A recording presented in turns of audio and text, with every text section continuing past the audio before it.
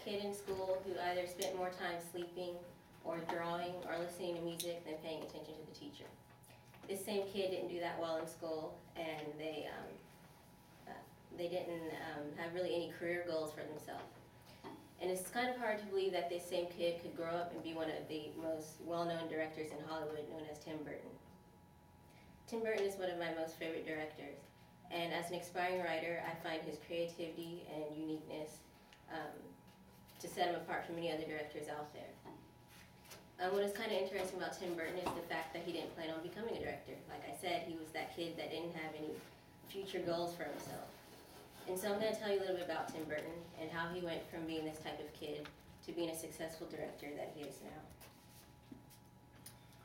Timothy William Burton was born on August 25th, 1958 to Jean and Bill Burton in Burbank, California.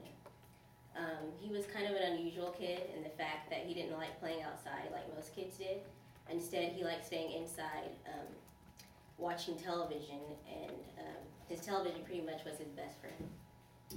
In his book, Burton on Burton, published in 1995, I took a quote from there that said, "Vincent Price, Edgar Allan Poe, those monster movies, those spoke to me." And it's relevant that those characters and writers pretty much influenced him in his professional work. But at the time when he was obsessed with these characters, it hadn't occurred to him that he should pursue a career in film.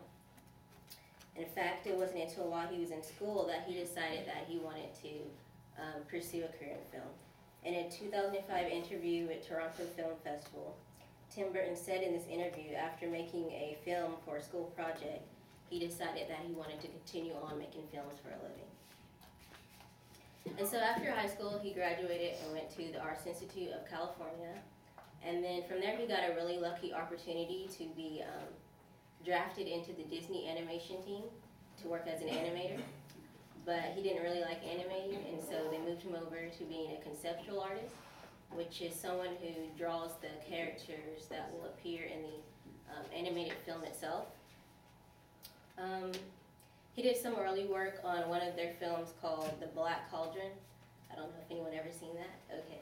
And then, but his work on the film, they didn't like it, and so they didn't use it. So instead, they said he can go work on his own projects, which he did. So he worked on a short film called Vincent, which was obviously dedicated to his idol, Vincent Price, who he actually got to work with for the first time.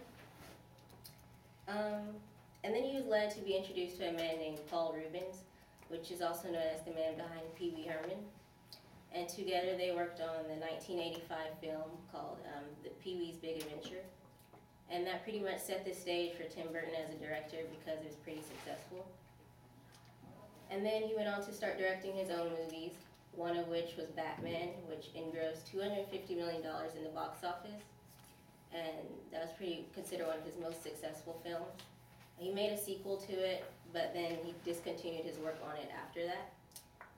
Some of his more known films is like Edward Scissorhands, Ed Wood, Nightmare Before Christmas, Corpse's Bride, Alice in Wonderland.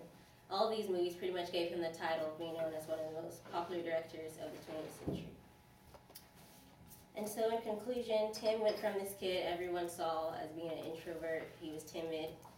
He didn't do that well in school, to becoming this very successful director that they never imagined that he would become.